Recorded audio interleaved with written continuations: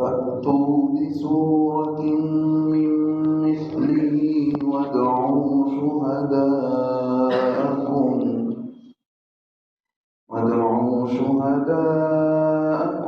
مِّن دُونِ اللَّهِ إِن كُنتُمْ صَادِقِينَ فَإِن لَّمْ تَفْعَلُوا وَلَن تَفْعَلُوا فَاتَّقُوا النَّارَ الَّتِي وَقُودُهَا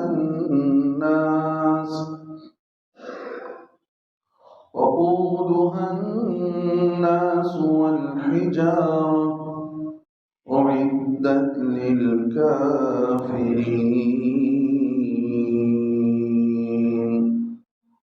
صدق الله العظيم.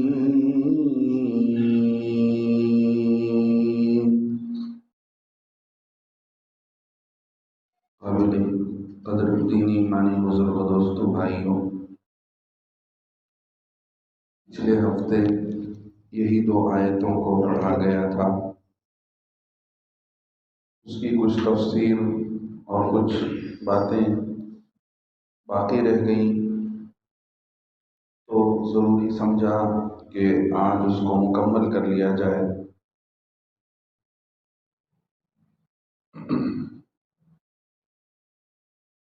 قرآن پاک کے متعلق اللہ رب العزت نے پیارے نبی صلی اللہ علیہ وسلم پر نازل فرما کر قیامت تک آنے والوں کو بتلا دیا کہ اگر تم لوگ اس قرآن کو لے کر شک میں پڑے ہوئے ہو اور یہ سمجھتے ہو کہ نعوذ باللہ محمد نے خود یہ قرآن بنا لیا ہے اور یہ کتاب انہوں نے ہی اس کو ایجاد کر لیا ہے، تو دیکھو ہمارے پاس سے ہم نے اس کو اتارا ہے، اگر تم بھی ایسی کتاب بنا سکتے ہو تو بنا لو، اگر تم 1-2 آدمی مل کر نہیں بنا سکتے تو جتنے تمہارے ساتھ ہیں ان سب کو بلا لو، سب اکٹھے ہو کر اور جو ہے سب مل جل کر کے ایک جماعت، ایک گروپ مل جل کر کے بنانے کی کوشش کرو، پھر دیکھو کہ یہ کتاب تم اس کی ایک سورت جیسی سورت، اس کتاب کے اندر جتنی صورتیں بیان کی گئی ہیں اس جیسی ایک صورت بھی تم سے نہیں ہو سکتی ہے۔ اب علماء نے جو بنیادی وجہ لکھا ہے کہ قرآن پاک ایک ایسا زندہ معجزہ ہے جو قیامت تک رہے گا، اللہ رب العزت نے اس کی حفاظت کا ذمہ لیا ہے، اور یہ کتاب ایسی کتاب ہے کہ اس کے معجزہ ہونے کے بہت سارے اسباب ہیں۔ تقریباً مفسرین کرام نے 10 اسباب بتائے ہیں کہ اس کے معجزہ ہونے کی۔ پچھلے تفسیر میں نے صرف 2 سبب بیان کیا کہ قرآن کیسے معجزہ ہے۔ معجزہ کا مطلب یہ ہے کہ جو عموماً جو چیزیں ہمارے انسانوں کے آپس میں متعارف ہیں، جو چیزیں ہمارے استعمال میں آنے والی ہیں، جن چیزوں سے ہم علم حاصل کرتے ہیں، جن چیزوں سے انسان جن چیزوں کو استعمال کرتا ہے، انسان چاہے کسی بھی لائن کے اندر ہو، وہ اس لائن کو حاصل کرنے میں جو عام عادت ہے اس سے ہٹ کر اللہ رب العزت نے پیارے آقا رسول اللہ صلی اللہ علیہ وسلم کو یہ قرآن نازل کیا، اور یہ قرآن بالکل وحی الہی ہے۔ اس قرآن کے وحی الہی میں ہونے میں کوئی شک نہیں ہے۔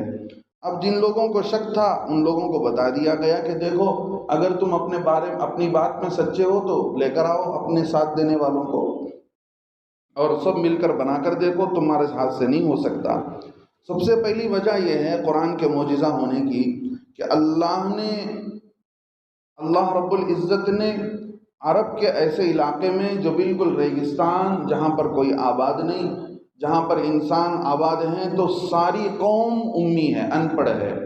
ساری قوم کو کچھ نہیں پتا ہے، اور نبی بھیجے گئے ہیں تو نبی بھی ان پڑھ ہیں، ان کو بھی کچھ نہیں پتا ہے، ان کا کوئی استاد نہیں ہے، انہوں نے کسی سے نہیں سیکھا ہے،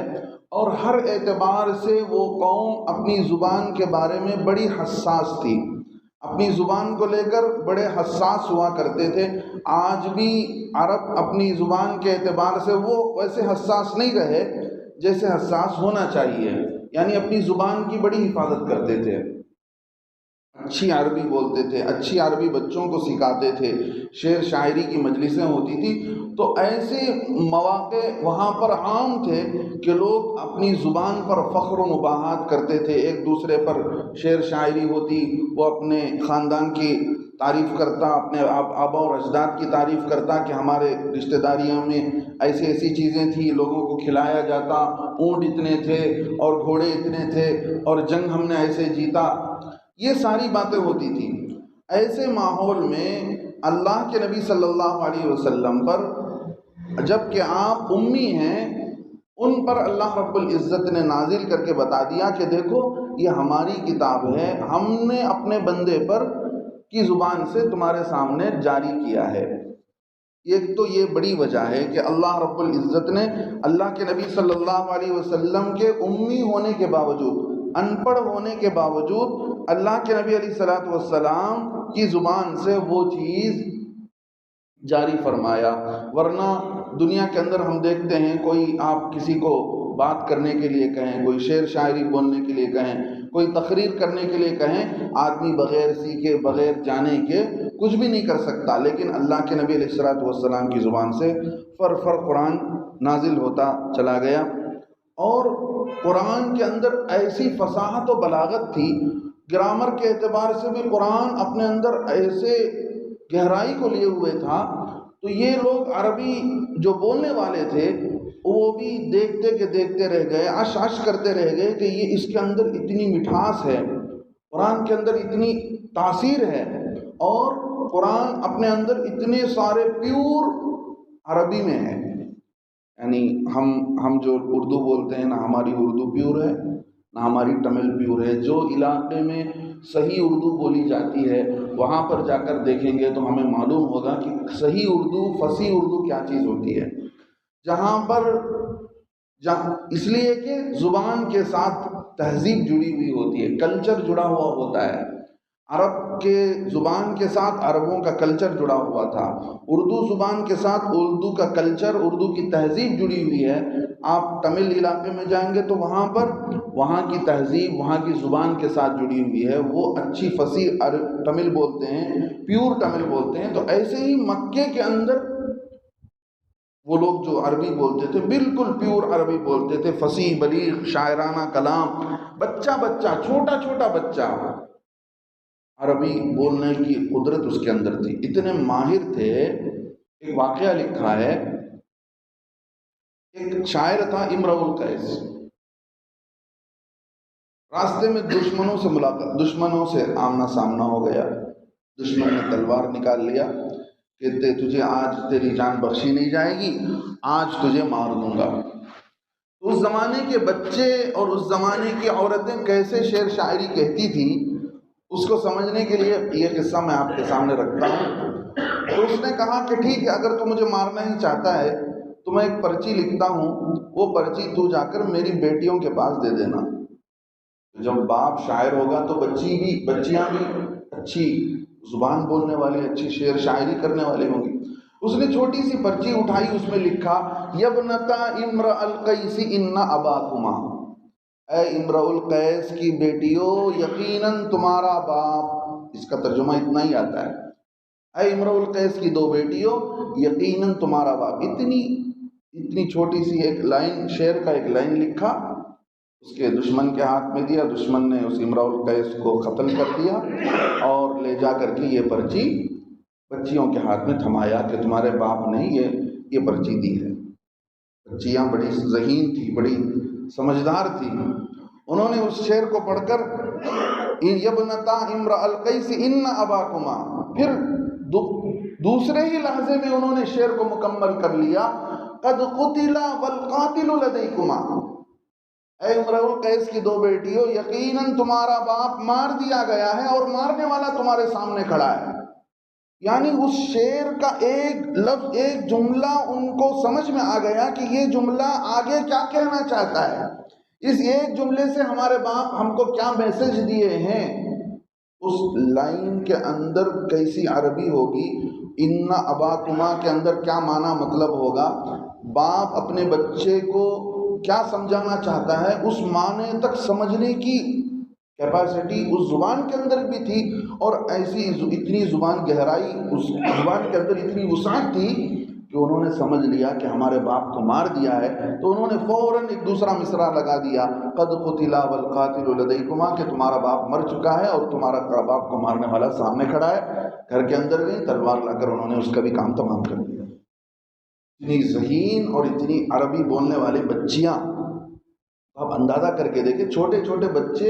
بچیاں ایسی عربی بولتے ہوں گے، تو عربی زبان کے بڑے بڑے عالم، عربی زبان بولنے والے بڑے بڑے شاعر، جنہوں نے بڑی بڑی عربی کی کتابیں لکھی، عربی بولنے پر بڑے بڑے جلسے ہوتے تھے، مشاعرے ہوتے تھے، اور ادھر سے ادھر ایک دوسرے پر تعریفیں کی جاتی تھی، ایک دوسرے قبیلے پر لوگ برائی بیان کرتے تھے، کسی سے دشمنی ہو جاتی تو وہ اس کی دشمنی میں لمبے اشعار لکھتا تھا، وہ اس کی تعریف میں لمبے اشعار لکھتا تھا۔ ایسا ماحول عربیت کا تھا۔ اللہ نے ایسی پیور فصیح بلیغ عربی میں قرآن نازل کر کے اللہ چیلنج کرتا ہے کہ دیکھو تمہاری طاقت ہے، تمہیں اپنی عربیت پر بڑا فخر ہے، تو ایسی کتاب لکھ کر لاؤ، ہم مان لیں گے کہ تم بڑے لوگ ہو۔ اگر تم نہیں لکھ سکتے تو سمجھ لو کہ یہ کتاب انسان کے طاقت سے باہر کی چیز ہے، لہذا تمہیں مان لینا پڑے گا کہ یہ کوئی بڑی طاقت ہے۔ اسی لیے عرب کے اس زمانے کے نضر ابن الحارث قریش کا سردار تھا، اس نے اپنے قوم کو جمع کر کے کہا کہ دیکھو بھائی، ہم پر جو آفت آئی ہے، ہم پر جو مصیبت آ کر پڑی ہے، اس سے یہ معلوم ہوتا ہے کہ ہم نے کوئی بڑی غلطی کی ہے۔ ایک بھلا انسان ہمارے درمیان 40 سال رہا، بڑا سچا، امانت دار، لوگوں کے تکلیفوں میں کام آنے والا، غریبوں اور یتیموں کے کام آنے والا، ایسا انسان جس کو ہم نے 40 سال دیکھا، تو جب وہ اپنی زبان سے قرآن پڑھنے لگا تو لوگوں نے اسے جھوٹا کہا، حالانکہ وہ جھوٹا نہیں ہو سکتا،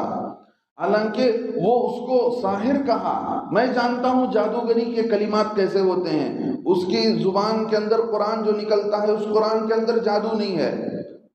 لوگوں نے اس کو کاہن کہا کہ یہ فال کی باتیں بتاتا ہے، میں جانتا ہوں کہ فال کیسے نکالا جاتا ہے۔ وہ نضر ابن حارث کہتا ہے اپنے قوم کے لوگوں کو، یہ فال کی باتیں بھی نہیں ہیں۔ پھر کہتا ہے لوگوں نے اسے جادوگر کہا، شاعر کہا، مجھے پتا ہے کہ شاعرانہ کلام کیسا ہوتا ہے، اس کا کلام بھی شاعرانہ نہیں ہے۔ حقیقت میں ہم نے اس سے منہ موڑ کر بڑی غلطی کیا، اور وہ تو ایک سچا کلام لے کر آیا تھا، ہماری قوم کو چاہیے تھا کہ ہم سنتے اور سمجھتے اور اس پر ایمان لانے کی کوشش کرتے۔ یہ بات کون کہہ رہا ہے؟ قریش کا ایک سردار اپنے قوم کو کہہ رہا ہے، اس لیے کہ قرآن کا اثر ان کے دلوں پر پڑ گیا تھا کہ یہ قرآن محمد صلی اللہ علیہ وسلم کا بنایا ہوا نہیں ہے، یہ اوپر سے ایک بڑی ذات نے اتارا ہے، اس کائنات کا پیدا کرنے والا اللہ نے اس کو اتارا ہے، اس کے سامنے ہم عاجز آ گئے ہیں۔ حضرت ابو ذر رضی اللہ عنہ کے بھائی کا بھی قصہ ہے۔ حضرت ابو ذر رضی اللہ عنہ کے بھائی بھی مکے میں آئے، آ کر مکے کے ماحول کو دیکھا کہ ادھر اللہ کے نبی قرآن پڑھ رہے ہیں، ادھر لوگ ان کو جھٹلا رہے ہیں، کہہ رہے ہیں کہ بھئی جادوگر ہے، کاہن ہے، شاعر ہے۔ جب گھر کو گئے، حضرت ابو ذر نے پوچھا کہ ان کے بارے میں کیا سن کر آئے ہو؟ انہوں نے کہا کہ ان کے متعلق یہ باتیں کہہ رہے ہیں، حالانکہ وہ نہ جادوگر، ان کے زبان میں نہ جادو ہے، نہ وہ کاہن ہیں، کچھ بھی نہیں ہے۔ تو حضرت ابو ذر رضی اللہ عنہ اللہ کے نبی علیہ السلام کی کو معلوم کرنے کے لیے کہ کتنے سچے ہیں اور ان کی زبان سے اترنے والا کلام کتنا سچا ہے، حق کی تلاش میں آئے۔ لکھا ہے کتابوں کے اندر 1 مہینہ کچھ کھایا نہیں، کچھ پیا نہیں، زمزم پانی پیتے ہوئے مکے میں رہے، مکے کے اندر زمزم کا پانی پیتے ہوئے 1 مہینہ کعبۃ اللہ میں قیام کیا۔ حضرت ابو ذر رضی اللہ عنہ نے 1 مہینہ کچھ نہیں چکا۔ اللہ کے نبی صلی اللہ علیہ وسلم کی حدیث ہے، ماء زمزم لما شرب له طعام جوع۔ اللہ کے نبی فرماتے ہیں زمزم کا پانی ایسا ہے کہ جس نیت سے آدمی پیتا ہے اس کی مراد اس سے پوری ہو جاتی ہے۔ بھوکے کے لیے کھانا ہے، بیمار کے لیے دوا ہے، پیاسے کے لیے پانی ہے۔ تو 1 مہینہ زمزم پیتا رہا میں، مجھے بھوک ہی نہیں لگی، کچھ کھایا نہیں میں 1 مہینے تک۔ ایسا اللہ نے زمزم کے اندر تاثیر دی۔ حضرت ابوذر فرماتے ہیں میں مکے میں رہتے ہوئے میں نے سارے حالات کا جائزہ لیا، مجھے پتہ چل گیا کہ یہ سچے نبی ہیں۔ میں فتح مکہ کے سال اپنی قوم کو جا کر سمجھایا، قوم کو اسلام کی دعوت دی، اللہ کے نبی علیہ السلام کے پیغام اور قرآن کی باتیں سنایا، تو 1000 آدمی فتح مکہ کے سال آ کر اللہ کے نبی علیہ السلام کے ہاتھ میں ایمان میں داخل ہو گئے۔